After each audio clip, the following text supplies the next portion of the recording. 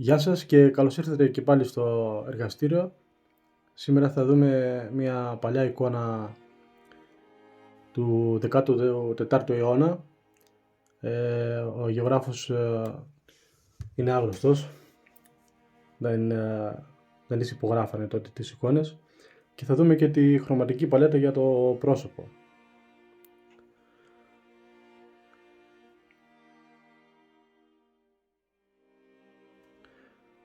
Πάμε να φτιάξουμε το προπλασμό. Έχω βάλει όχρα, κινάβαρη, λίγο χοντροκόκκινο και λίγο μαύρο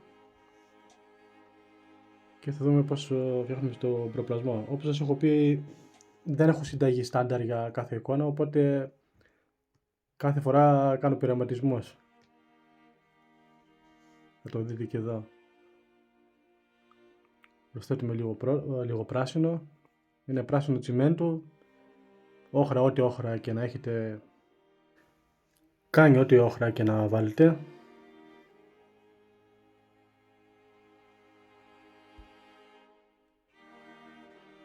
Και ανακατεύουμε, και είτε αν θέλουμε πιο θερμό βάζουμε κι άλλο κινάβαρη, αν θέλουμε λίγο πιο ξανοιχτό βάζουμε λίγο όχρα παραπάνω, λίγο σιένα αν θέλουμε να ρίξουμε λίγο την τονικότητα στο χρώμα.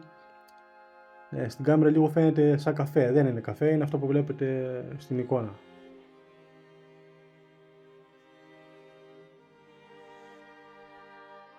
Και όπως έχουμε πει, να προσέχετε πάντα το σχέδιο, ειδικά τα μάτια, τη μύτη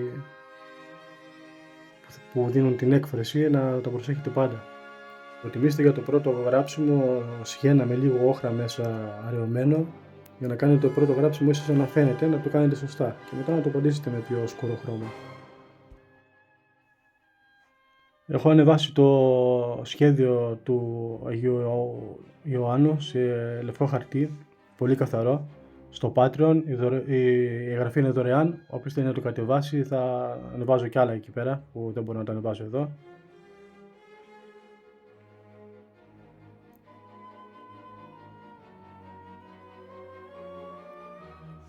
Και θα δούμε όλη τη χρωματική παλέτα, τις διαβαθμίσεις των χρωμάτων, τα ξανοίγματα, τους γλυκασμούς.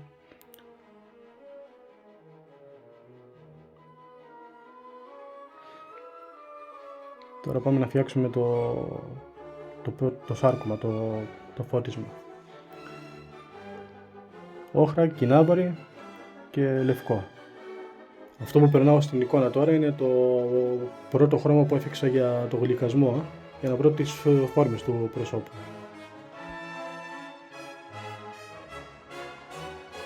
Γράψτε μου στα σχόλια αν τα καταλάβετε τα χρώματα ή όχι. Αν δεν τα καταλάβετε, θα κάνω ένα βίντεο μόνο για τα χρώματα.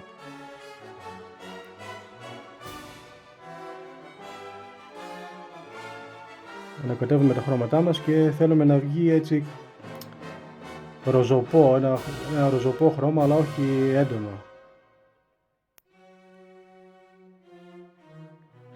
Και αν θέλετε να ρίξετε και λίγο την τονικότητα, μπορείτε να βάλετε μέσα λίγο προπλασμό.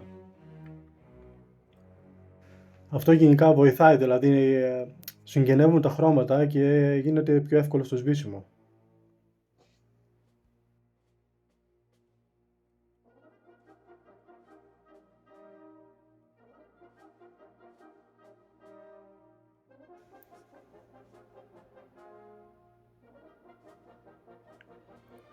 Βλέπω ότι χρειάζεται, αν χρειάζεται να το κάνω πιο ροζοπό, βάζω λίγο κινάβαρη ακόμα, αν θέλει ξάγγιγμα λίγο λευκό, αν είναι πολύ ροζ βάζουμε λίγη όχρα, μέχρι να το φέρουμε στα μέτρα μας, εκεί που θέλουμε. Είναι ακριβώς τα χρώματα που δούλεψα σε αυτή την εικόνα.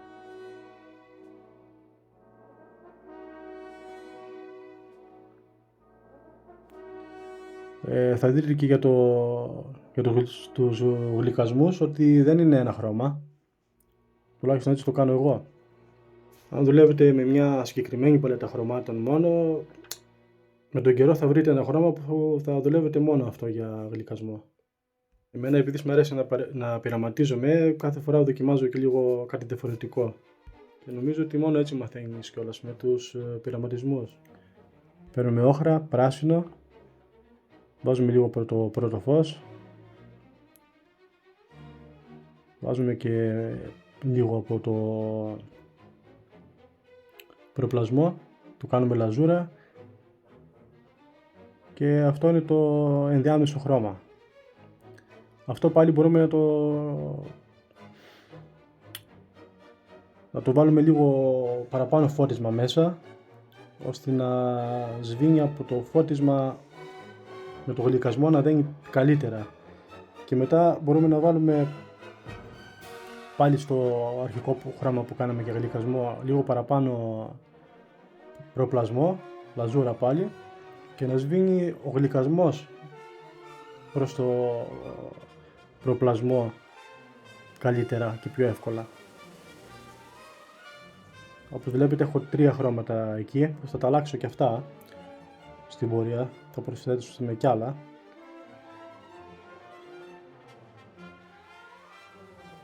Δηλαδή το βγάζω με διαβαθμίσεις. Υπάρχει και ένας άλλος τρόπος, να το κάνετε με το πρώτο φώτισμα μόνο. Και με το πρώτο φώτισμα γίνεται το σβήσιμο. Αρκεί να χρησιμοποιείτε λαζούρες και να έχετε πολύ υπομονή. Και να προσέχετε στα φωτίσματα, να μην το παρακάνετε, να μην γεμίζει η εικόνα με φώτισμα, να μένει προπλασμός αρκετός και κάθε φως που βάζετε να μην σκεπάζει το προηγούμενο, απλά να δίνει όγκο στο πρόσωπο. Έχω βάλει αρκετά κοντινά σε αυτό το βίντεο, δεν ξέρω αν σας βοηθάει αυτό, για να θέλετε να βλέπετε την εικόνα ολοκληρωμένη. Πείτε μου στα σχόλια γι' αυτό, αν θέλετε. Φτιάχνω το χρώμα για τα γραψίματα με σιένα και αν θέλω να είναι πιο ανοιχτό το γράψιμο, σαν πρώτο γράψιμο δηλαδή, σαν να φαίνεται, βάζουμε όχρα. Αν θέλουμε να το σκουρίνουμε, βάζουμε λίγο προπλασμό και λίγο μαύρο μέσα. Δεν έχω βρει ακόμα το σύστημα για να μην καίει τα λευκά. Τώρα το τρίτο φώτισμα και τις ψημιθιές τα βγάζει πάρα πολύ άγρια. Αλλά εντάξει, νομίζω ότι καταλαβαίνετε. Η τελική εικόνα θα είναι πάλι στο τέλος του βίντεο.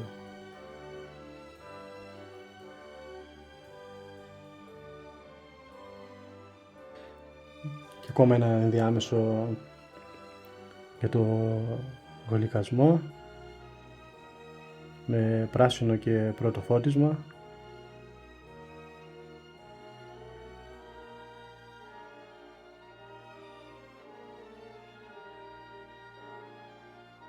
Όλα αυτά θα τα κάνετε πολύ λαζούρα για να κάνετε τους γλυκασμούς.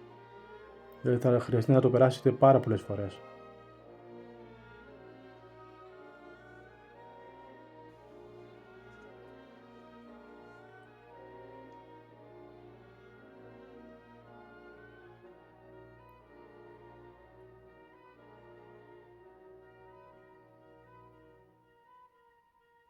Αυτό ήταν πρώτο φώτισμα με το τελευταίο γλυκασμό που κάναμε. Όχρα και πράσινο και πρώτο φως.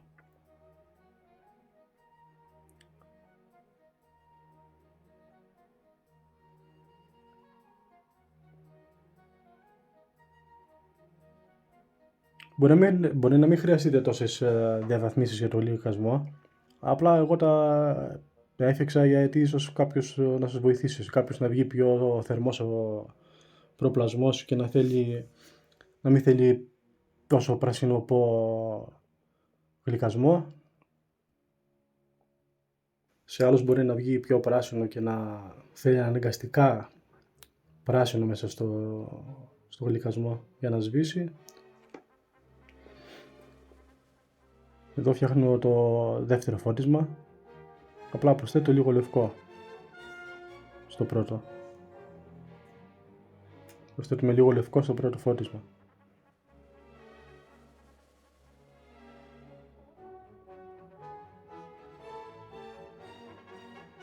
Στο τρίτο φόρεσμα ακόμα λίγο λευκό.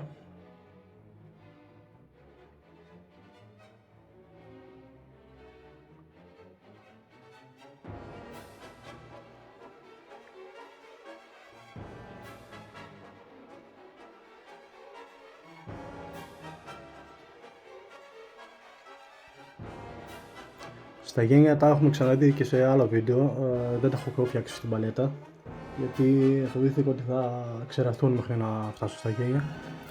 Είναι μέσα στο χρώμα του προπλασμού, έχω βάλει λευκό, λίγο μπλε και λίγο σιένα. Και μετά σε κάθε φώτισμα προσθέτω μόνο λευκό.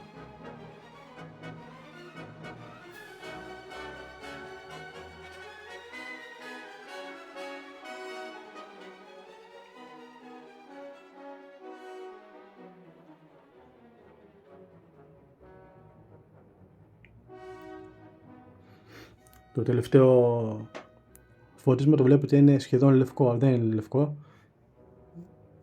Είναι ένα σπασμένο, δεν πάμε με σκέτο άσπρο γιατί θα φαίνεται πάρα πολύ άγρια.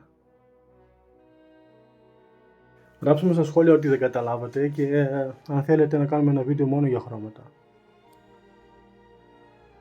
Και κάτι άλλο που πολλοί με ρωτάτε για τα βερνίκια και τα λοιπά.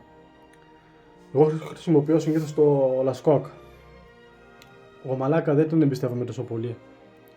Γιατί είναι σκληρό υλικό, κάνει μεγάλη διαστολή συστολή και μπορεί να ξεφλουδίσει, μπορεί να κρακελάρει πολύ πιο εύκολα. Το Lascoque ναι μεν είναι ακριλικό, αλλά είναι φτιαγμένο έτσι ώστε να αφαιρείται από τους συντηρητές πάρα πολύ εύκολα. Το χρησιμοποιώ πάνω από 10 χρόνια και δεν είχα πρόβλημα ποτέ.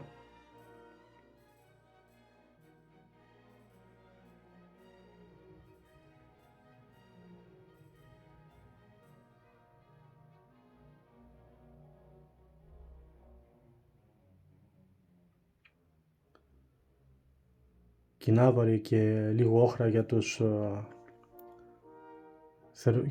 θερμούς γλυκασμούς. Και αν το βάλετε πάρα πολύ λαζούρα μπορείτε να κάνετε και λίγο πιο θερμές διαβαθμίσεις στο προπλασμό. Όπως θα δείτε σε μερικά σημεία που κάνω εγώ, στο μέτωπο, στο στέρνο κάτω-κάτω.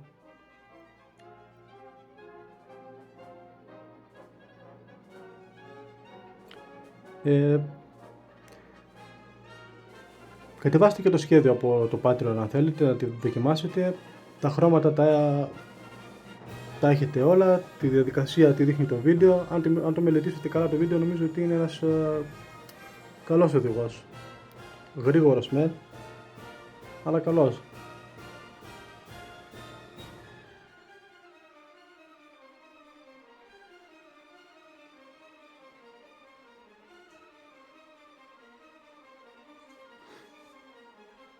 Στον προπλασμό εκεί πέρα έβαλα λίγο κίτρινο, ελάχιστο κίτρινο και λίγη όχρα. Αν θέλετε κάποιοι να το κάνετε λίγο πιο κίτρινο όπως η επτανησιακή σχολή. Εδώ η εικόνα που αντιγράφω είναι σχεδόν κατεστραμμένη. Είναι πάρα πολύ παλιά εικόνα και τα φωτίσματα και πάρα πολλά πράγματα έχουν σχεδόν εξαφανιστεί. Αν θέλει κάποιος να το δοκιμάσει από το πρότυπο που αντέγραψα εγώ, μου γράψει ένα σχόλιο ή μου στείλει ένα email, θα του τη στείλω αν δεν μπορεί να τη βρει.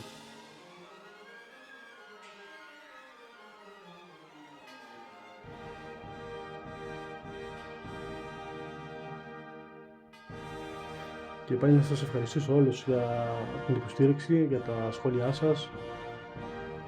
Και ένα σχόλιο ή μια κοινοποίηση ή ένα like έστω βοηθάει πολύ το κανάλι να προχωρήσει, να πάρει μπροστά, γιατί ο αλγόριθμος του YouTube είναι περίεργος τώρα με το AI, αλλά τέλος πάντων. Αυτά από μένα. Γράψτε μου ό,τι θέλετε στα σχόλια. Γράψτε μου ότι δεν καταλάβατε για τα χρώματα, αν θέλετε άλλο βίντεο για τα χρώματα. Και θα τα ξαναπούμε στο επόμενο βίντεο. Γεια σας.